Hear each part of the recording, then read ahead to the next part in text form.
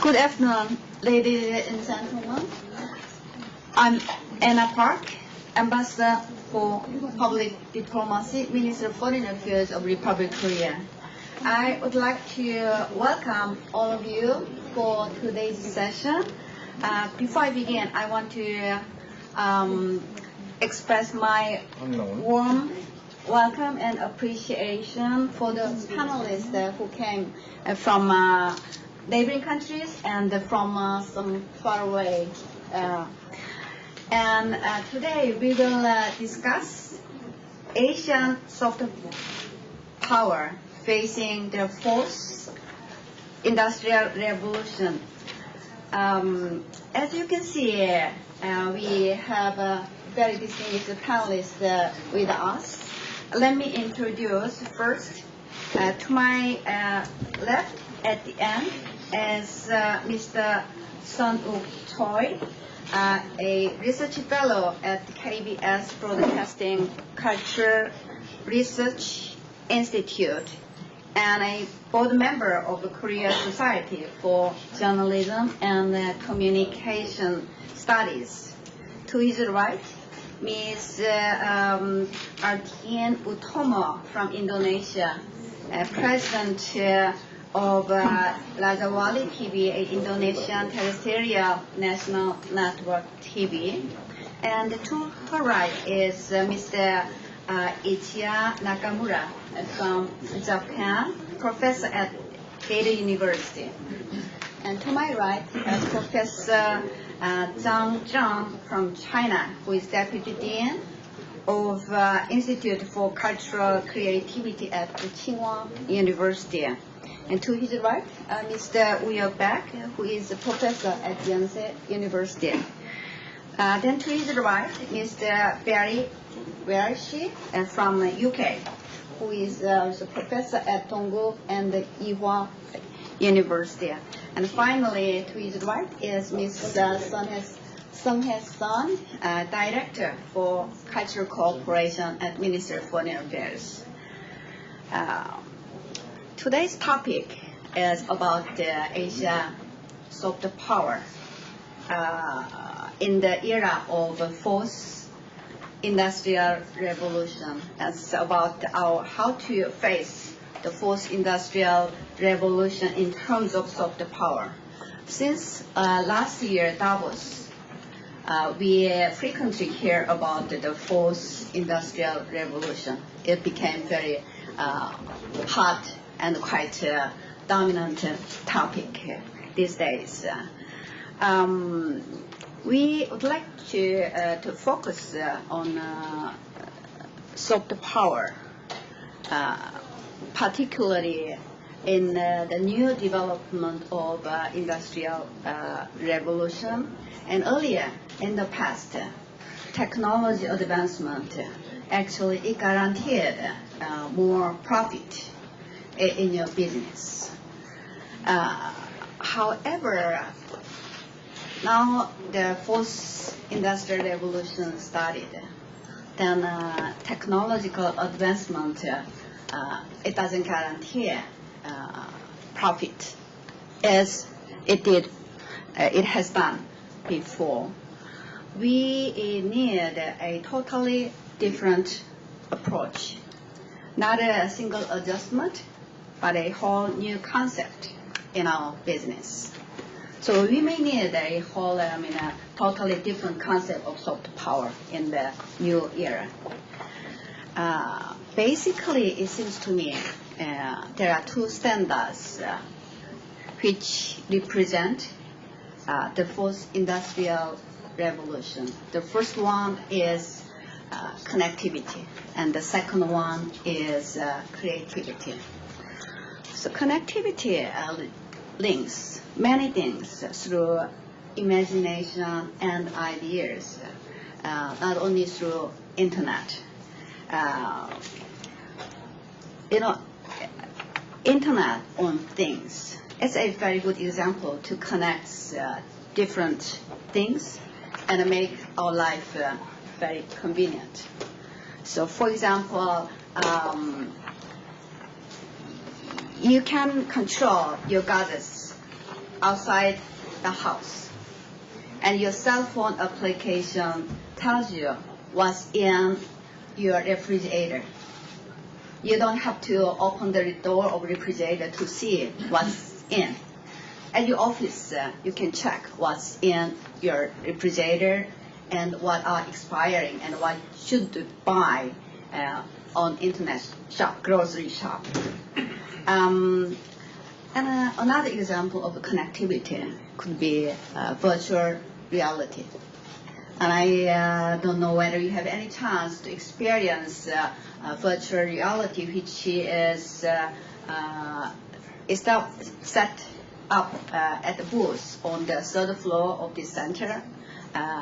It's very interesting. I mean, we are experienced on ski jumping. As a public diplomacy ambassador to promote the Winter Olympics, Pyeongchang Olympic is one of my jobs. So in order to promote, we set a booth with VR for your virtual experience. When I tried the virtual reality yesterday, I know that I'm at the convention center. Now I'm not on the board to jump, but once I wear the glasses, I felt it's so real, and my legs started to shake.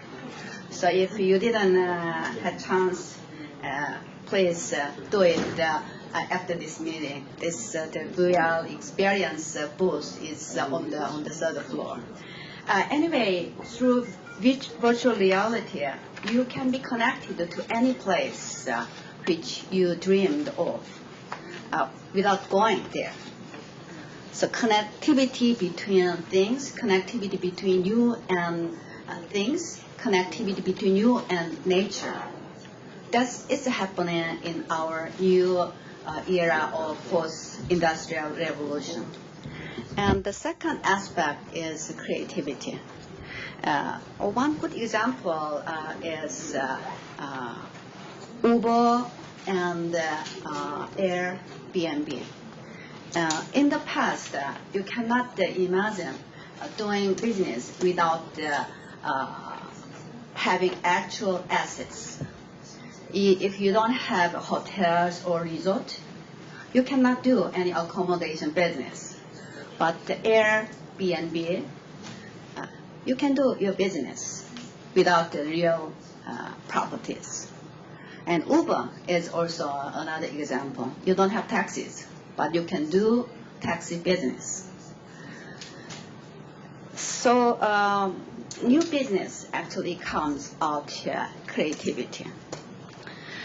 Against this backdrop, I hope today we will enhance our understanding on how the fourth industrial revolution will influence and will interact, and how it might be connected to the Asia's future soft power.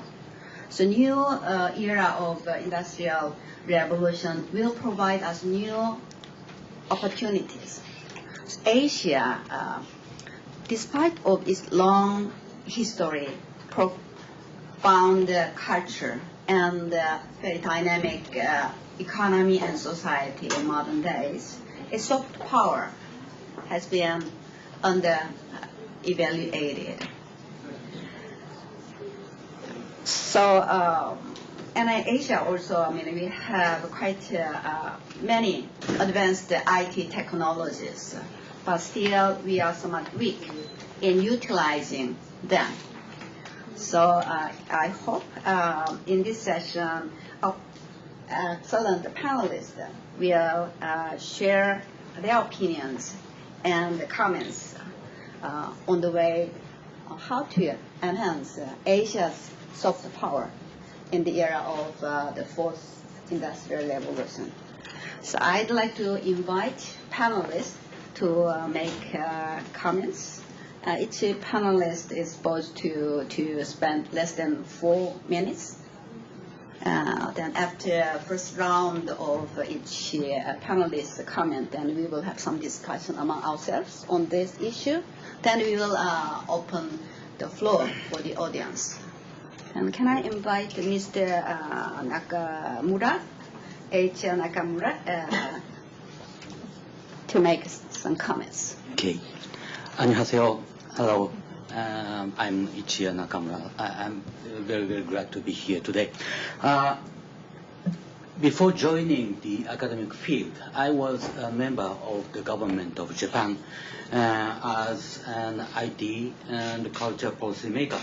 And I'm still working for the government of Japan as a chairman of the intellectual property headquarters that makes Japanese policy for content and IT strategy. Then, in the beginning, I'd like to talk mainly about the policy of Japan, especially on pop culture and technology. Well, there are many models that countries tie their culture into their policies. For example, in France, the government has worked to promote high-class art culture, and by doing so, increase the value of the country's brand, its government and high culture model. And in America, private business sectors such as Hollywood have been central in the exploitation of their entertainment industry, its private industry model. And in Korea, the government has nurtured a pop culture industry such as games and music and so on. It's a government and pop industry model. And the Japanese government recognized the value of culture and started its Cool Japan policy about 10 years ago. The pop culture of Japan's anime, games, as well as its food, it became popular abroad without support by the government. In many countries in the world, events are held for Japanese pop culture enthusiasts, so-called otaku. And it is said that each year, totally 20 million people go to them. And the government started to invest risk money into this culture and industry and take significant action to combat piracy. In this system, the private sectors, the primary sectors, actors in promoting their culture abroad, and the government supports them. It's private pop culture model, a model that differs from America, France, and Korea. And the government is also working in the long term to nurture creativity, that you mentioned, and expressive ability in the education system. And now, 8 government offices are working on this policy under the wing in the under the intellectual property headquarters that I serve as the chairman. And in the background of this, I think there are 2 points. The first one is that Japan lost the World War II, Second World War II, and finished to be a military nation to become an industrial nation. But in the last 20 years, it has stumbled economically. And instead, its pop culture grows more popular abroad, and culture becomes more of a focus. In the past, the Japanese image was dominated by Toyota, Honda, and Sony. But now, the major image has changed to Pokemon, Pikachu, Dragon Ball, and Sailor Moon. The next one is that while the population has aged and the domestic market has shrunk, in the past 20 years, society has become more dominated by IT, information technology, and people have come to anticipate the benefits of disseminating Japanese culture abroad by using information technology. Now, I believe that it is possible for Japanese companies to compete with other Asian companies, but also cooperate to broaden the Asian market abroad together as well. We are finally seeing the positive results of disseminating our culture abroad through IT in the past few years, but the ground is shifting again due to the fourth industrial revolution. As IoT and AI evolve, the technology that will build the future of IT will have a huge impact on the competitiveness industries as well as our ability to disseminate information. Japan is very much aware of the importance of responding to the fourth industrial revolution and is putting a lot of effort into new technology development as well as increasing its use. I believe that Japan's strategy is the fusion of these new technologies with pop culture. I would like to create new value by combining AI and robotics with anime and video game culture. Projects to develop a life-size big Gundam that can move around and develop pet robots like Astro Boy have begun. And I'm leading a project in Tokyo to create a national special dome, a new city to produce and promote those kind of tech and pop culture in order to introduce, for example, virtual reality, Uber, Airbnb that you mentioned. That new city with 20-hectare sized area for tech and pop opens in Tokyo in 2020, and the association of the city just concluded an MOU for collaboration with Korean government agency KOKA in March. And I'd like to use the 2020 Tokyo Olympic Games as a platform to showcase these new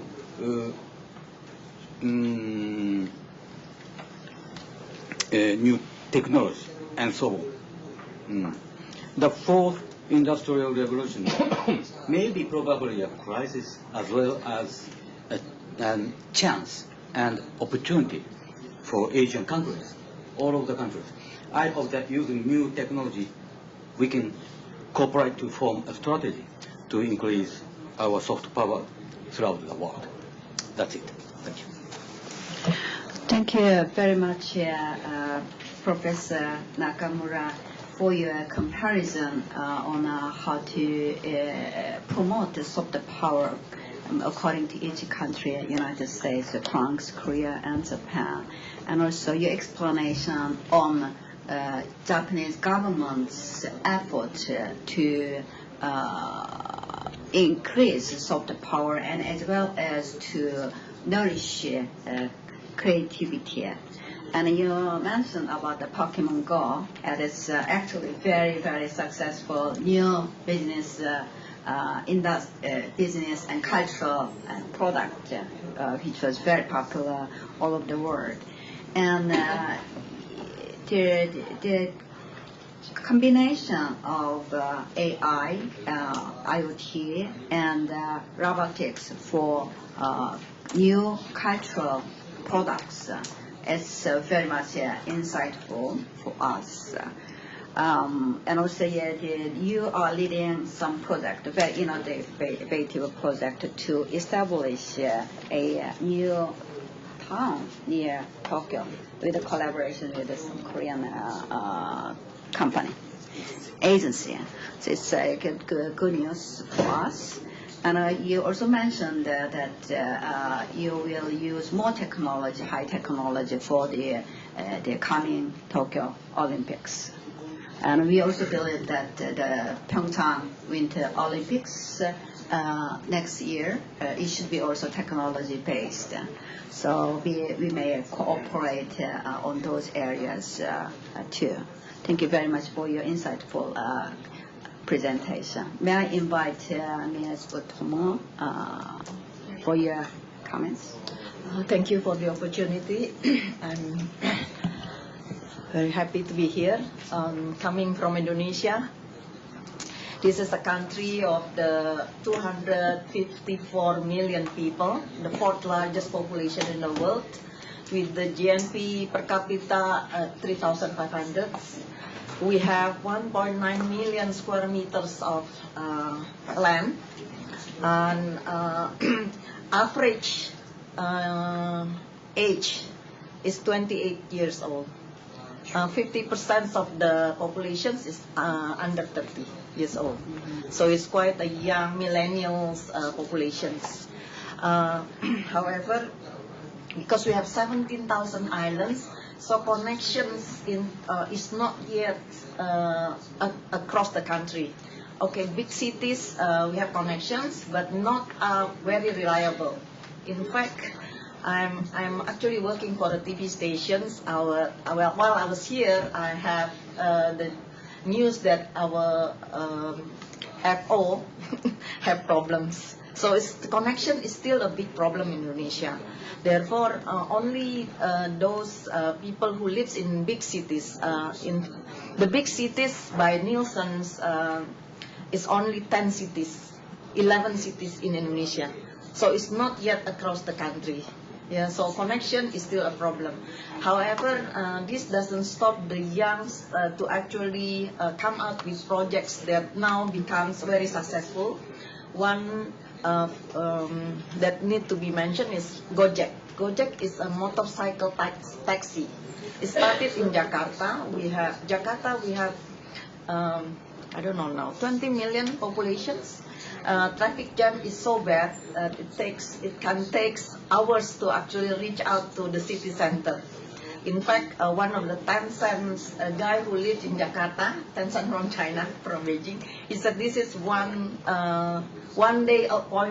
appointment a day city, meaning you cannot get across the city very easily because of the traffic jam. This is also our government is actually building up our MRT system.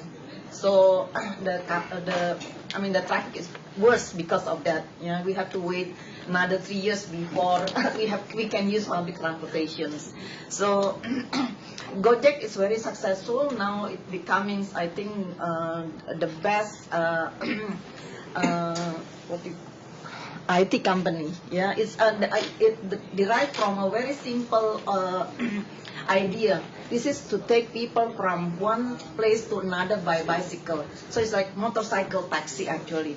And then they further becomes, they also send goods. So they have GoSend. You have Gojek and then GoSend, whereby you can actually send parcels through their service. Now this become very big. I don't remember the number of the investment, but what I understand, SoftBank is already invested into this company. So even though connection is still not there yet across the country, but the youngsters are very creative. Besides Gojek, we also have one big data company, which started with one company that doing the, newspaper.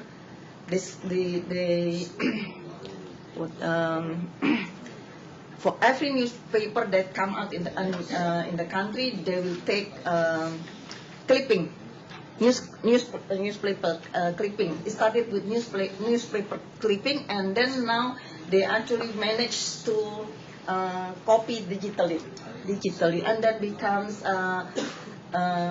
big data machines. They build up algorithms. Now it's also already being invested by foreign investor into the company.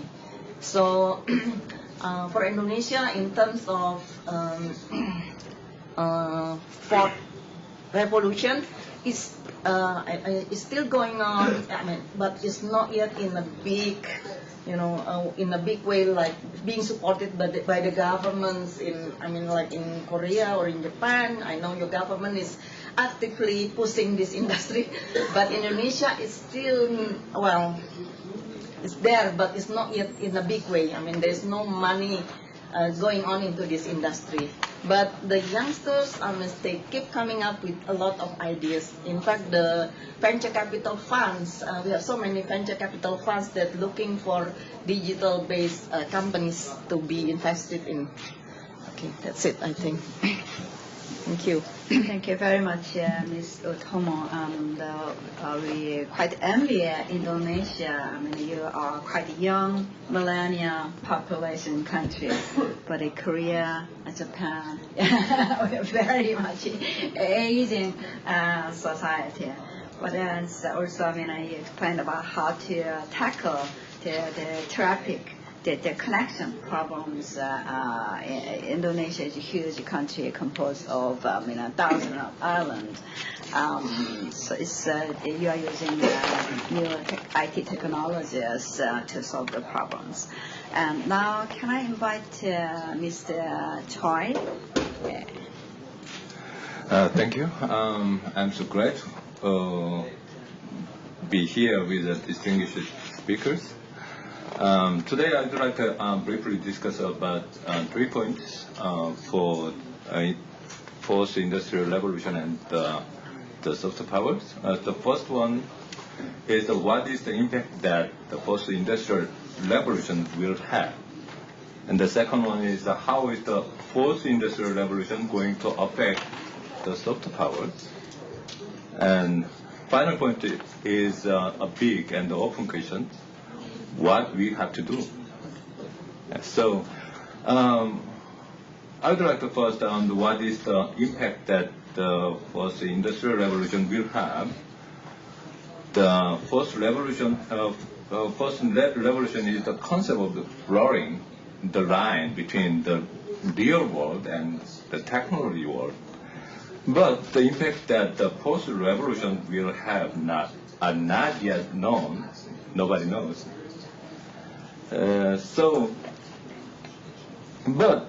fourth industrial revolution is building on the third industrial revolution that used the electronics and information and communication technology that the third revolution driving global change is that the world increasingly lives online. Now, there are over 3 billion internet users across the world, nearly half of the global population. The millions of transactions take place online every single day with news, shopping, and entertainment. The big difference between the third and the fourth revolution are speed and the velocity and the scope. When compared with the previous industrial revolution, the force is evolving at an exponential rather than the linear phase, so quickly changes. And meanwhile, it is disrupting almost every industry in every country, I think. This possibility will be multiplied by emerging technology breakthroughs in fields such as the artificial intelligence Mr. Nakamura mentioned, and robotics, the Internet of Things. Second point is how is the fourth industrial revolution going to affect soft power? Previous industrial revolutions had the light side and the dark side. But I'm an optimist. So I think that the fourth industrial revolution could contribute to increase the availability of assets of the soft power, such as national cultures, education, transportation like the Indonesia, and governance. And the affection of the fourth industrial revolution would grow up more soft power based on digital medias.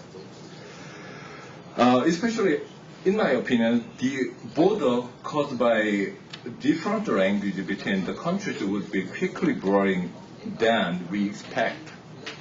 There are above 7,000 languages in the world. the language was a big obstacle for the people's direct interaction.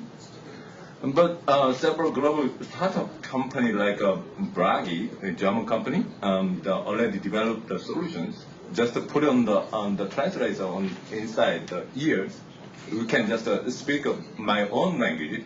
They can understand what they say. Yeah.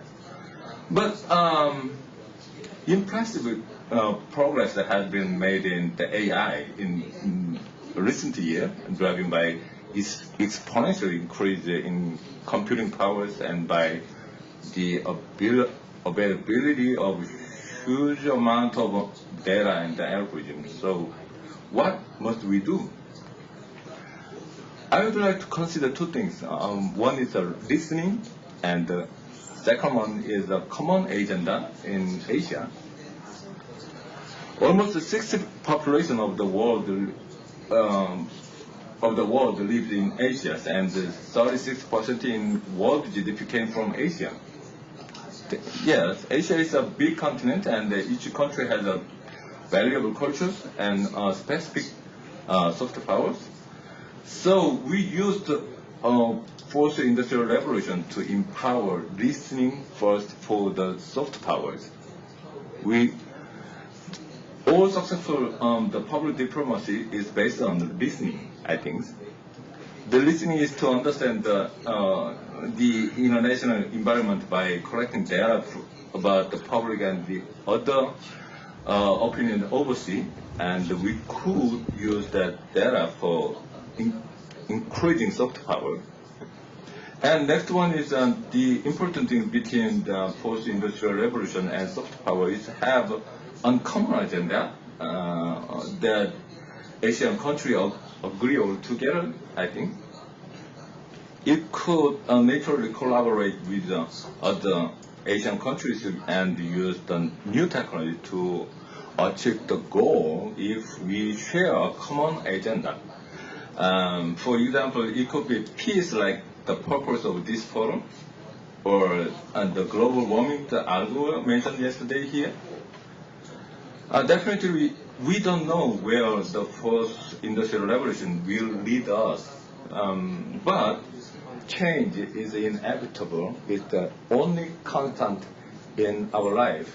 So, I think that we try to look at the big pictures. Thank you. Thank you very much for your very comprehensive comments.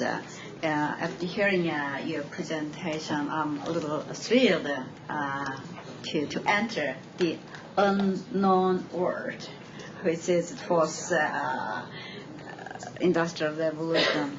And that's very interesting to hear your view on the impact on soft power. Then I agree that in the coming era, our access to the soft power assets of various countries will be easier, and the language barrier will be dismantled. Then we will have a free communication. As you said, the public diplomacy is all about listening and communication. So through communication, we understand each other. Then, upon our mutual understanding, we can draft common future roadmap for our common prosperity. So I'd like to emphasize the role of public diplomacy, using soft power, sharing cultural assets. Then we can build a new future which will be beneficial to everybody. Okay? So thank you very much for your comment. And then I'd like to invite Professor Zhang, Tsinghua University professor. Thank you. I'm honored to have this opportunity to share with you some of my findings and my opinions on soft power. And actually, I have a theme of I have a topic towards the cultural and the digital future of Asia, because I think at first we should break the meaning of the theme of this session, the soft power under the background of the fourth industrial revolution. I think there are two keywords, soft power and the fourth industrial revolution. So what is the key attributes of the fourth industrial revolution? I think high tech, especially the information technology, are not the whole part of the industrial revolution. I think it is different between the previous three ones. The first industrial revolution is driven by the widely use of steam engines, and the second one is electric machines, and the third one is computing and the networked machines. And the obvious sign of the fourth industrial revolution is the integration of several fundamental but radical technologies, such as VR, and some guests have mentioned, and quantum computing, and AI, and the digital currency like Bitcoin, and neuroscience, biological tech, and new energy and new material.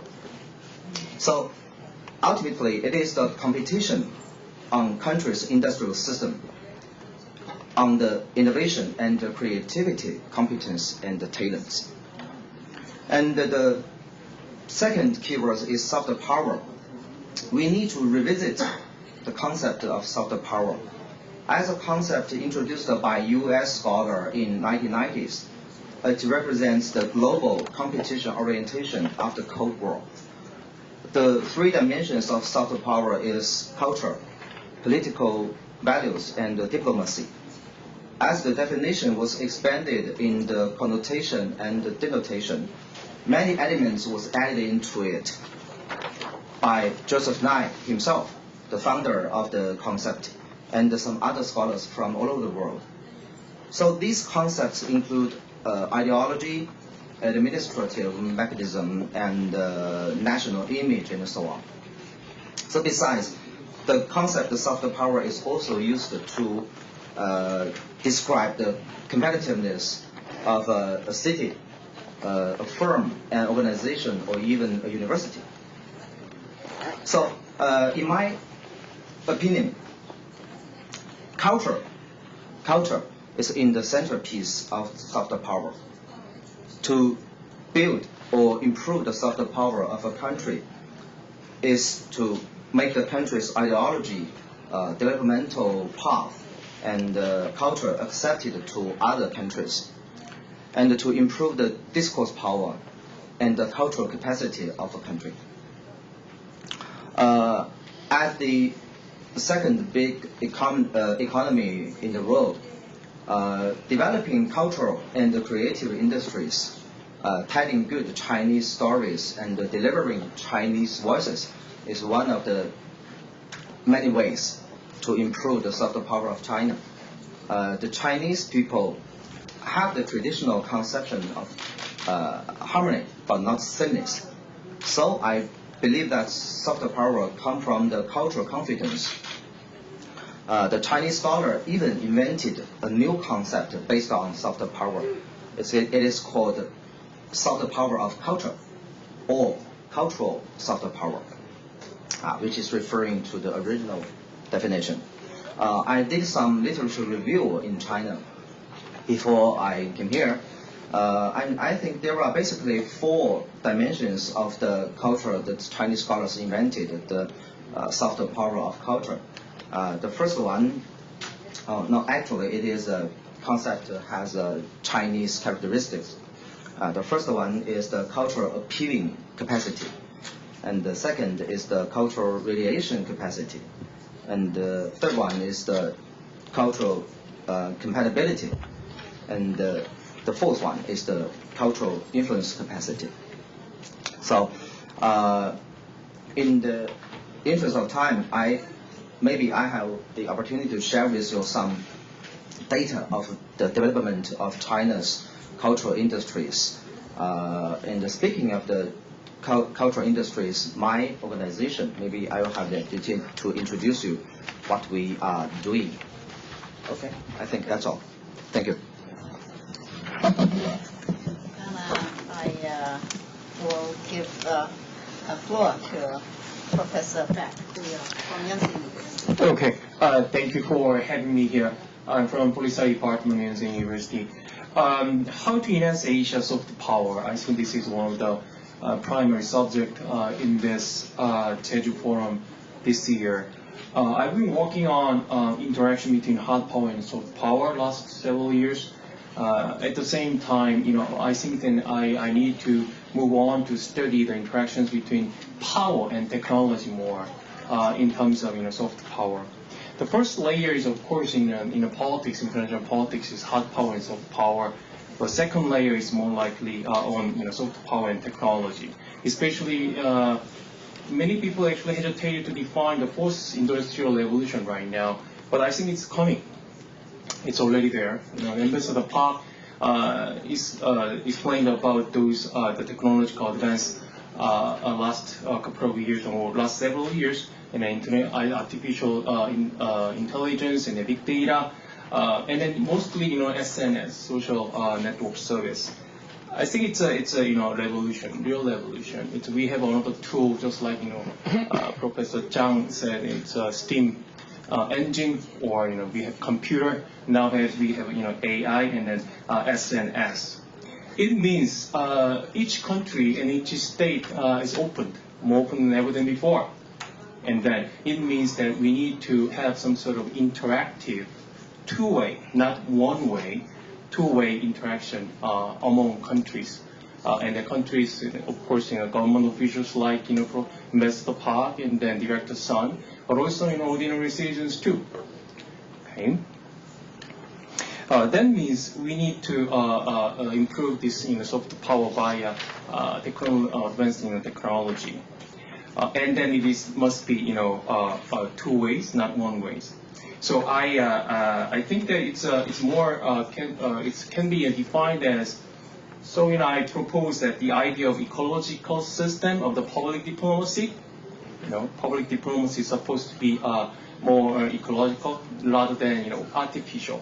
Of course, we are using a lot of artificial intelligence, but we really need to ecological system of the public diplomacy. By the ecological system of the public diplomacy, I mean that it can be more cooperative and interacting rather than competitive and conflicting.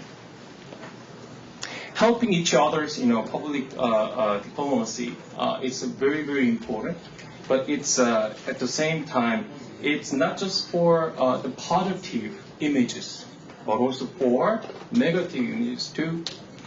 We cannot hide anymore negative aspects of our society and state in this era of post-industrial revolution and SNS and AI and big data. If you Google, if you Baidu, you can find all those information about the reality in each country, including South Korea. Of course, North Korea is a little bit of exception though. Right. So what I mean is public diplomacy needs to be more comprehensive, to show countries' positive as well as negative aspects. So many people, many countries actually have misunderstanding each other. In particular, the relationship between Japan and South Korea and Japan, and then we are actually suffering from the historical issue. But that I've been working on this issue for a while, and then Japanese government officials, scholars, and then students and ordinary citizens, as well as South Korean counterparts, do not understand each other's understanding or ideas on historical issue too. So meaning that we need to open up, via this SNS and then force industrial revolution technology, and then form some sort of ecological system of public diplomacy right now. That means it can go beyond this Northeast Asia. We talked about East Asian public diplomacy and soft power, and enhancing soft power as a whole, not just South Korean soft power, but also Japanese, Chinese, and Indonesian, and then Myanmarese and Indian, possibly African countries. That means we can formulate the ecological system of public diplomacy to enhance everybody's soft power. Okay, one more time, let me emphasize the more comprehensive understanding of the soft power. negative as well as positive. Thank you. Well, Professor Park actually raised a very interesting point. I didn't even imagine that negative images also could be an asset for soft power. We need a further discussion on that. And also, I mean, it's a very good suggestion to promote Asian soft culture or world soft culture as whole. It's not a competitive relations. Soft power is not under the frame of a zero-sum game. So it can create a win-win situation. That's what you want to point out as a very good point, I think. And Professor Welsh? Good afternoon. It's a pleasure to be here. Thank you for inviting me. I'm afraid that I think a lot of what I'm going to say probably repeats what some of our other very fascinating speakers have already said, so I apologise if it's a little repetitive or covers ground that we've already talked about. Before I talk about that, I'd like to tell you a little experience I had this year. So this year I bought a new handphone. I bought a new smartphone. I bought a Samsung phone. It was the first time in my life that I bought a Korean smartphone. And the reason that I bought a Korean smartphone was I've been living in South Korea for 8 years now, but every morning I still wake up and I look at the Guardian newspaper. It's one of the first things I do online is I look at the Guardian newspaper.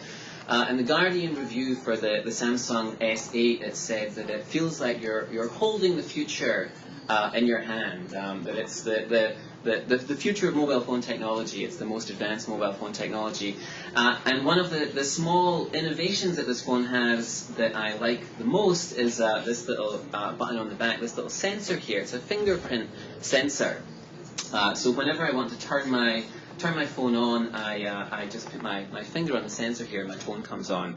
And this for me, this sort of combination of the physical, the digital, and the biological, this is a microcosm for the fourth industrial revolution as a whole. I think this kind of indicates a direction that a lot of technology is going to be going in the future.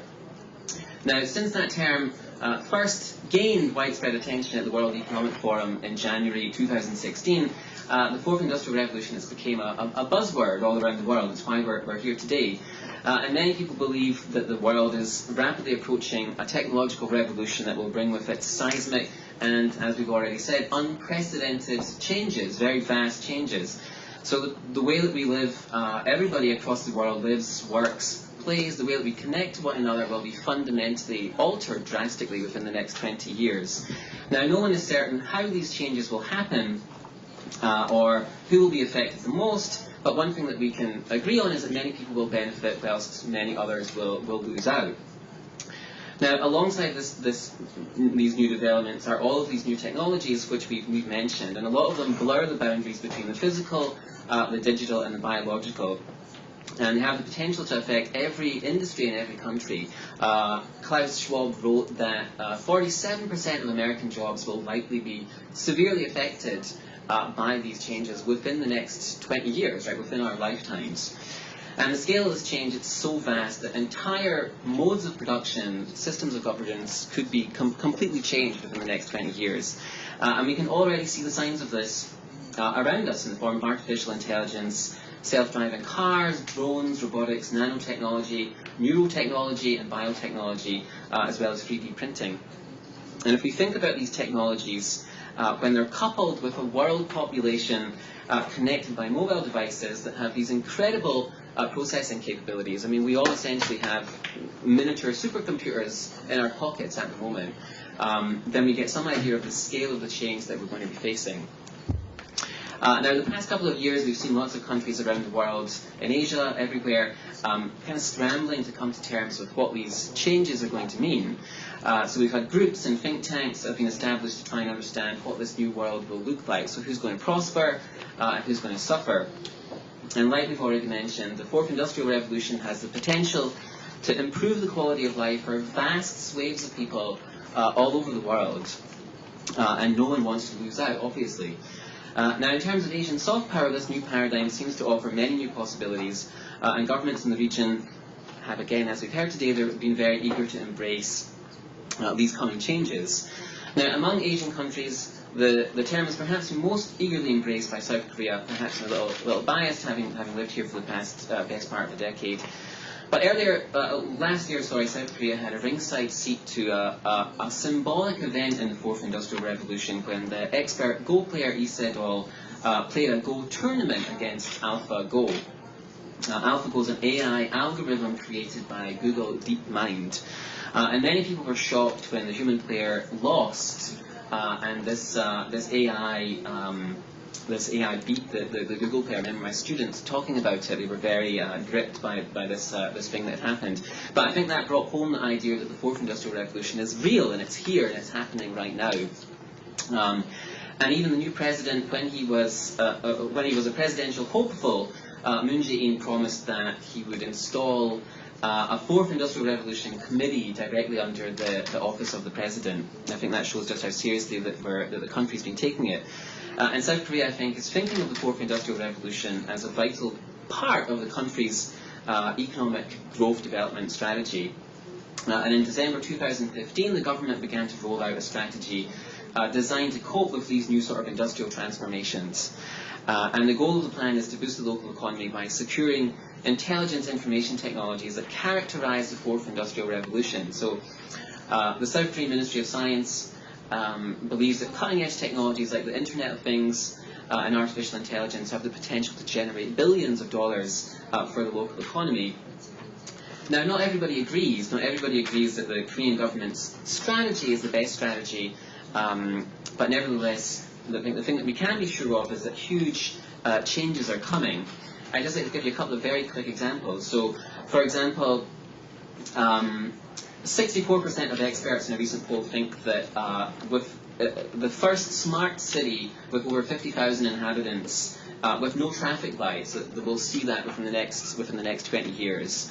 90% of the world's population will have smartphones, and we've mentioned the Internet of Things several times. But within the next 20 years, there will be over 1 trillion sensors, 1 trillion sensors connected to the Internet, which is remarkable, really, if you think about it. And I think, in terms of soft power, I think the most powerful soft power message that the region, that South Korea, that even specifically Jeju could give to the rest of the world, I think the strongest message is that we're one of the most cutting-edge technological societies in the world, and we can lead the world and show the world how to integrate Fourth Industrial Revolution technologies into society. Like lots of the speakers have said, the thing that we need is guidance, right, on how to implement Fourth Industrial Revolution technologies. And I think the biggest soft power message, or maybe the best soft power message the region can develop, is that just the guidance of showing how well we can integrate these things and sort of be a role model in how to use those technologies. Thank you. Thank you very much. Your presentation was quite informative. We know what kind of change we are now experiencing and what we can expect in the near future. So it's very interesting comment. And Ms. Son, the final panelist. And I am Seung-Hae Son from the Ministry of Foreign Affairs. Currently, I am in charge of the cultural cooperation, so my talk starts from my job. And I thought what I could do in the near future. So the fourth industrial revolution means digital technology are in our hands. Soft power means attraction. Attraction connect people to people. And then the last one is Asia. Asia shares a long history of culture. So I might start what the government sector can do for the near future and to connect people to people and through the attraction of culture for the people. So I would like to propose one of my idea is e-cultural diplomacy and hyper connecting Asia, and from complexity to efficiency. I would like to propose a culture of hyper-connecting Asia toward the fourth industrial revolution era. With the support of cultural diplomacy and industrial policy, the crowd-sourced project of Asia will combine Asian art and cultural heritage mapping and tourism and education with visual and textual big database. It will provide all users more efficiently and more reliably with research and commercial resource based on the digital technology, including AI. I propose that the diplomatic policies of government in Asia should explore a new direction. More discussion about cooperative project needs to progress for the better future with an IoT network. IoT means Internet of Things. The cooperative project will contribute to promoting mutual understanding in Asia. As a first step, cultural diplomacy in Asia needs to take initiative to organize e-culture virtual community for combining mapping and graphics as well as text in order to present data of cultural heritage and art. And it will challenge to conceive three strategies. Firstly, it shares visual and textual data of cultural heritage mapping from integrated displays visually through Internet. Secondly, it compasses the many historical sites and cultural information of Asia for tourism. Thirdly, it contributes to educate the next generation with Internet open class and to encourage artists to transform the visual data and create new things through e-platform. The three missions of project are to continuously expand the scope of e-platform and to encompass the database of many Asian regions and cultures, while developing both for the public use and for commercial profits. Participating artists to ask to recreate their data in an innovative fashion. Supported by cultural diplomacy and sharing economy in the project, Asian countries can hyper connect people to people beyond boundaries to share both local and international database with e-platform of Asia. It opens the new cultural era of Asia and prepared by many reasons and disciplines for common use, common goods. Thank you. Thank you, Ms. Sun, and your suggestion to expand the e-platform. It's a very interesting idea, and it needs, somewhat cooperation of various actors, not only in government but also other sectors to implement this e-platform grand idea.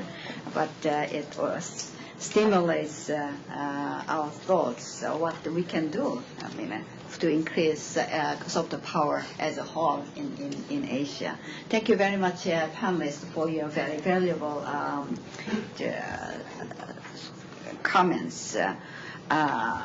After hearing your comments, I come to have several questions.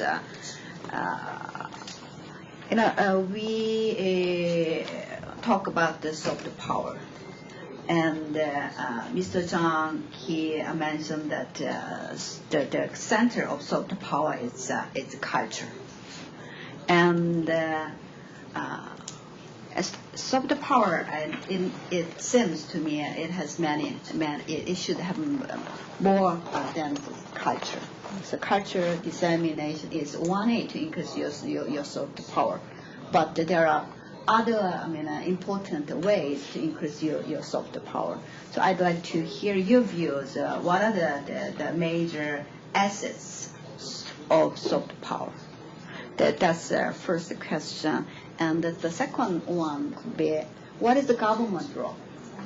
And I'm from government, this one is from government, and panelists, you are from companies, you are from media, and you are from academia. I want to hear what would be the role of government to increase soft power. So these are two questions I'd like to raise each of panelists. So who will start? Can I just comment in regard to soft power? The central of the soft power is the culture. I just realized actually the big three countries in Asia, Russia, China, Korea, Japan, actually share the Confucius culture, right? Shouldn't we look at Confucius value, in discussing about soft culture? I'm sure there is there must be values that we share that should actually bring up the fourth revolution, that can give contribution to the fourth revolutions. So government should study. I don't know, each country can do whatever they can, but maybe we should look at all the values that Confucius teach us, because this value is really Asian, right? So probably from China to all the countries in Asia still have some Confucius influence. So I'm sure this can be dig more, and it can contribute to our togetherness, because as you said, as one of the professors said, it's not competitive, but it's cooperative. Any other panelists to respond to my questions?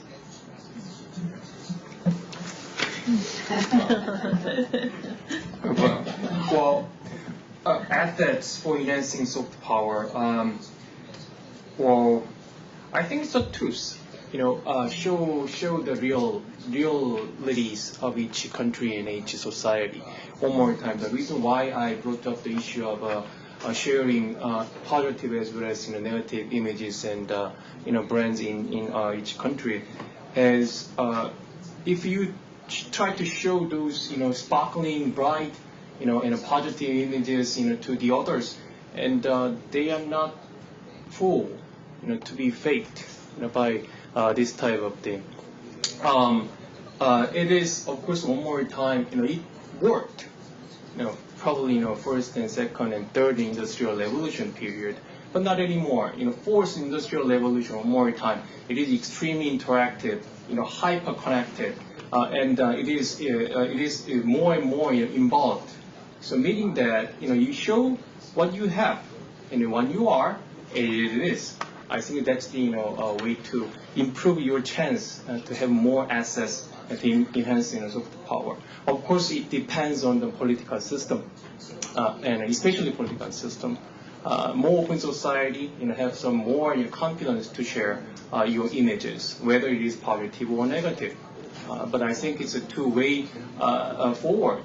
It is, we gotta do some more truth-based public diplomacy, and to enhance our soft power.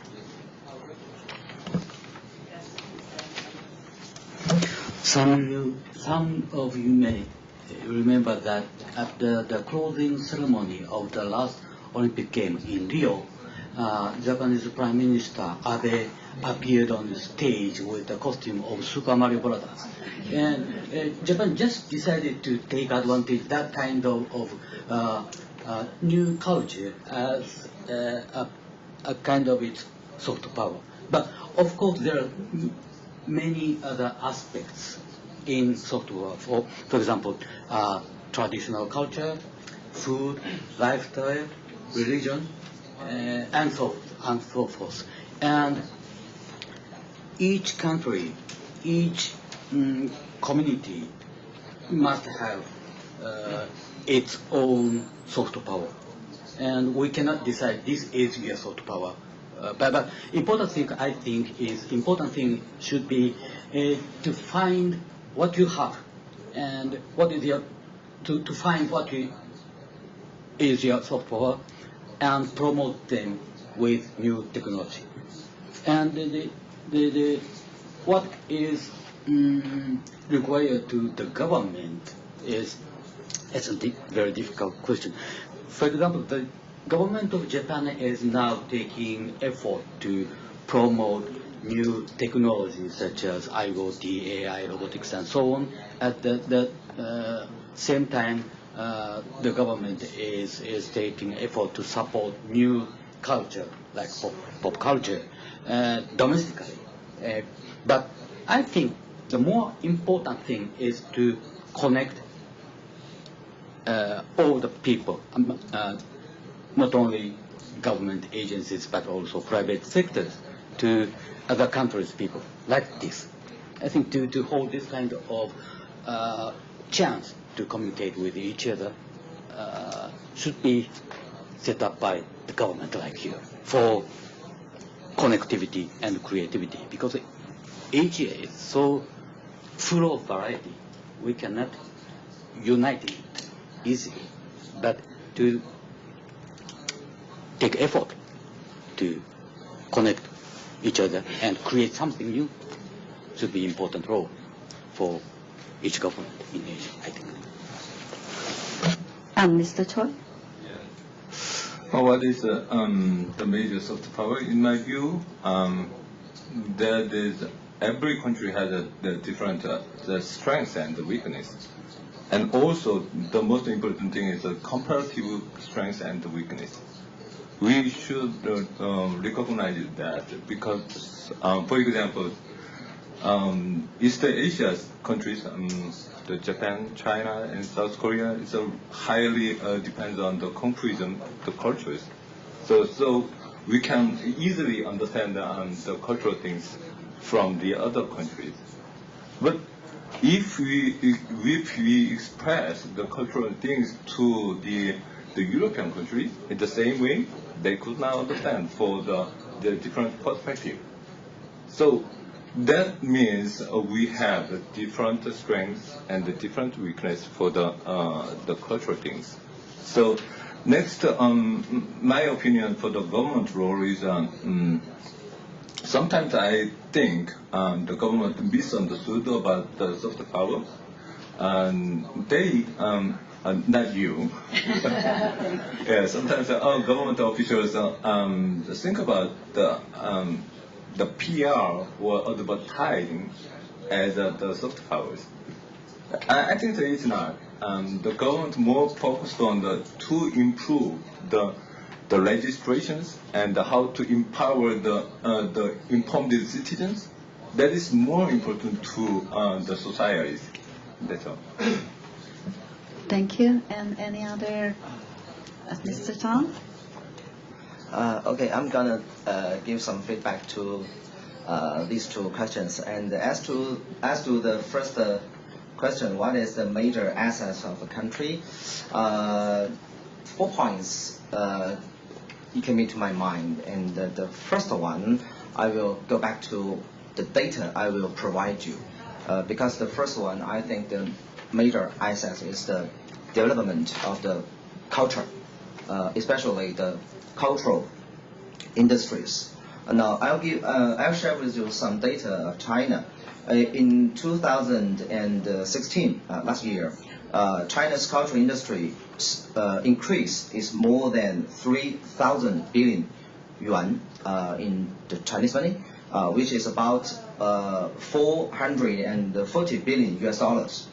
And the cultural industries increase account for more than 4% of the national GDP of China. And Beijing, Jiangsu, Guangdong, Yunnan, nearly 10 provinces and cities, cultural industry, 2, provincial GDP has more than 5% and has become a new economic growth point and the pillar industries. I think the second point is the change of the lifestyle, especially the lifestyle change in the middle class and the youngsters. Now, I also have a data to share with you that the use of cash has lowered to some extent, and according to some organization, the extent is 30% in China, because we all swipe the smartphone, the QR code to pay anything we buy. And the third one is the enterprises, because the enterprises now in the globalization era, the enterprise go all over the world, go everywhere. Not only the IT enterprises, but some enterprises in a very small market. We call it the Nikkei market.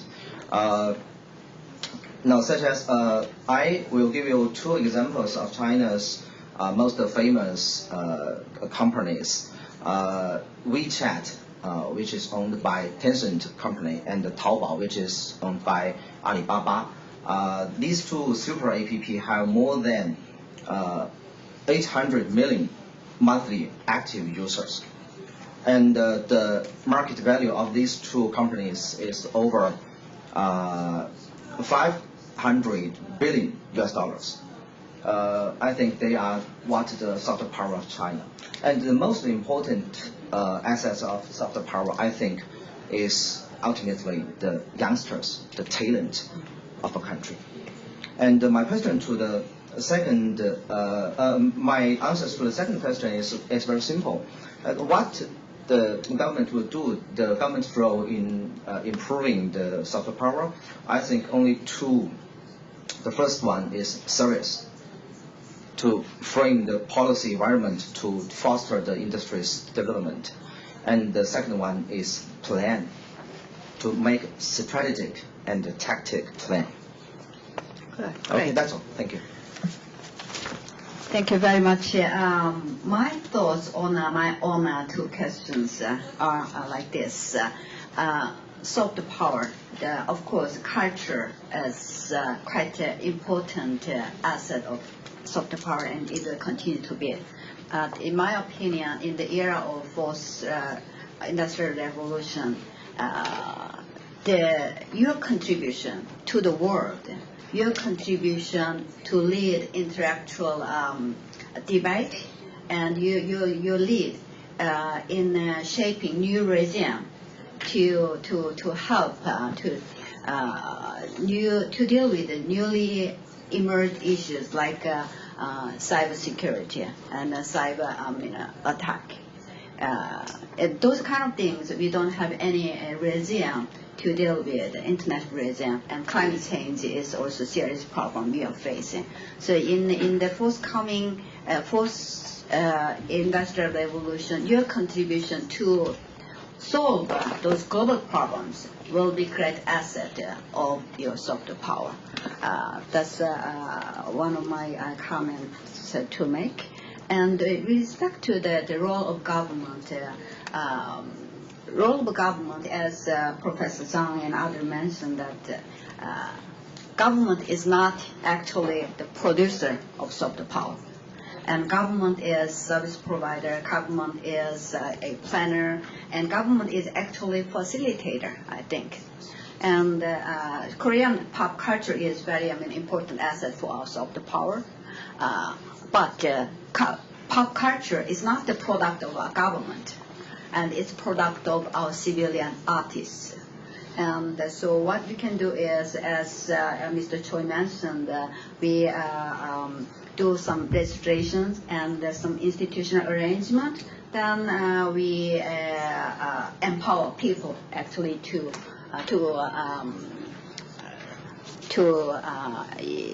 increase to their creativity, right?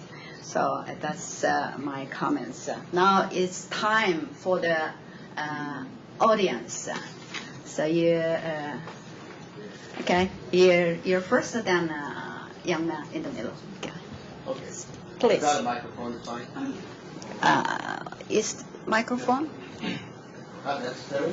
Okay. Okay. Mhm. All right. With the various industrial revolutions, there's always been winners and losers.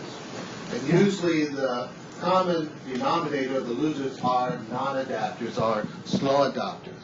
But this coming forth revolution is different because we have, I think, already seen losers who are also adopters, which is to say, all of this is really quite attractive and exciting about the technology and so on, but there are a lot of people who've done all the right things in Japan, Korea, United States, and all the advanced industrial countries where you have highly educated young people who are not given career opportunities. So it's very easy for people in academia and government to focus on the attractiveness of these exciting technologies, and maybe there is some job creation in the process, but I dare say there's greater labor efficiencies that come out of this, which means denying people career opportunities. Kurt Vonnegut, back in 1950, came out with his first successful novel, Piano Player, which envisioned a society where only a few engineers ran society with meaningful jobs. And yet we've already seen the harbinger of where this could be, where soft power may not be nationalist but transnational, with the Arab Spring, where taking some of these technologies, people united in hopes of greater economic and political opportunities. And just recently we saw here up in Seoul, millions of people in the streets. Sure, it's about changing the government, but just like the anti-mad cow disease demonstration, it wasn't about public health. It was a common cry for greater opportunity of young people and families to have meaningful political and, more importantly perhaps, economic opportunities. So as we go into this fourth industrial revolution and we talk about soft power, I think we really need to have much fuller consideration of employment opportunities or some kind of extended welfare, whatever is practical. So I'd be curious to get people's thoughts about this idea or concern. It's a very important aspect. We have to actually deal with the sense of urgency. We have to prevent that dark scenario. Actually, it's before it's been realized. Any response from the panelists?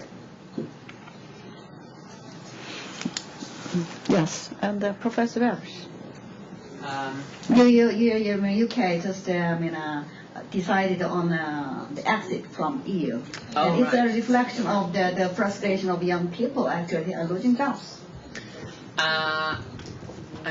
I think there were lots of reasons behind Brexit that might be part of it, but some of the concerns that you raised are obviously concerns that lots of people who write about this and spend their life researching and looking into have raised before. So Klaus Schwab and Alec Ross and lots of these other people who've been very involved in the direction of the fourth industrial revolution have raised these issues. This idea that the technology is expanding so quickly and that where it's exponential as opposed to linear, so that what's happening is people aren't being upskilled in lots of places to keep up with the new developments in technology, and that there simply isn't the same equivalent job creation that happened, like you mentioned, in previous industrial revolutions, and perhaps that's not going to happen.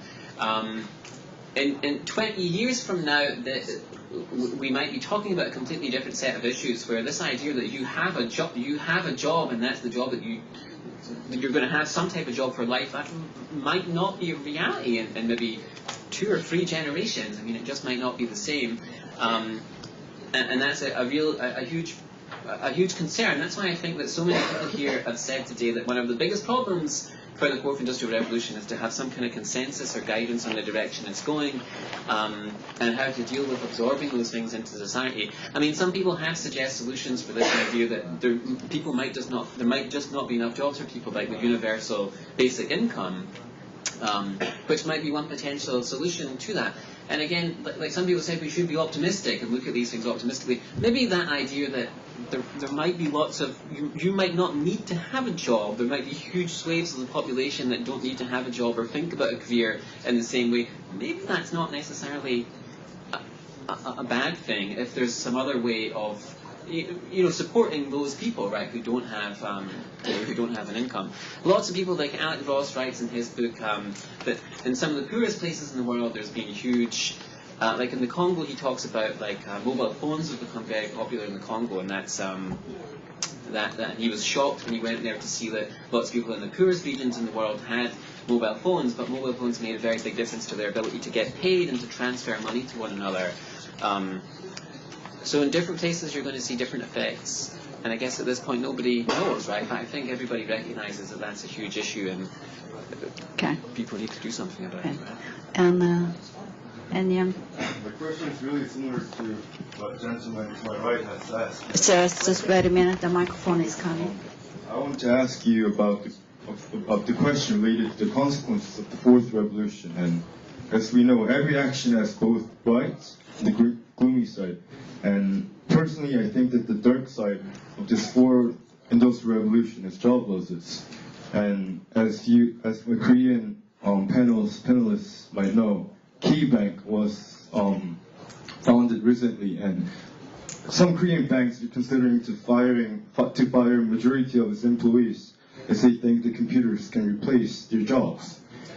And this is not the upcoming problem that we have. This is a problem that we face currently. And even the founder of Microsoft, Bill Gates, he's even worried about tremendous job losses due to the advancement of the fourth industrial revolution.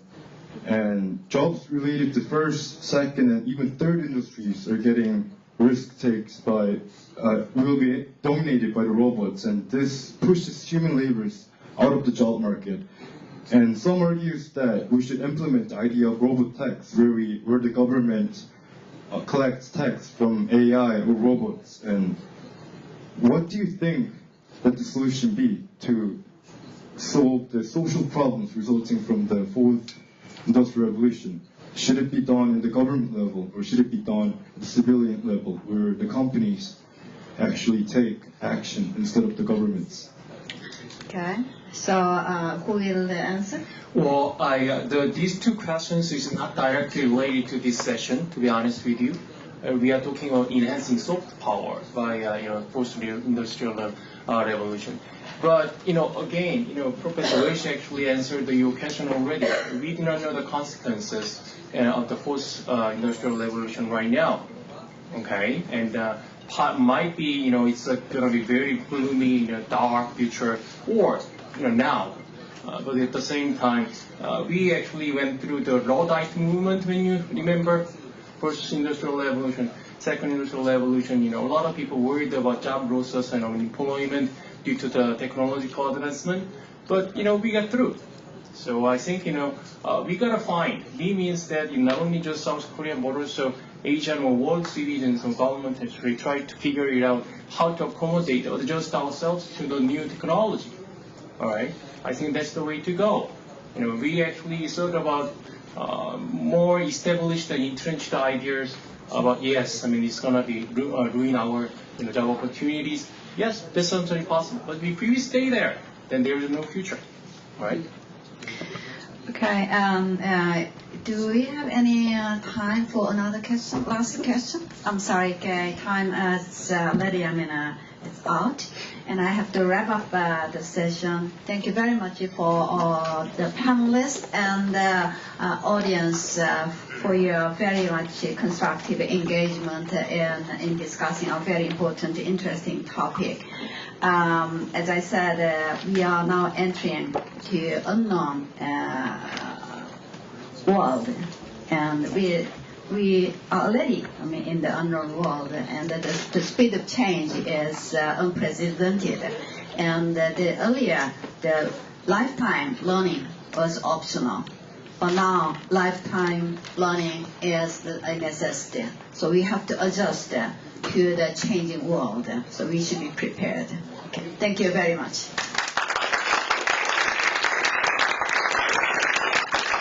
Good. Thank you. Thank you. Okay.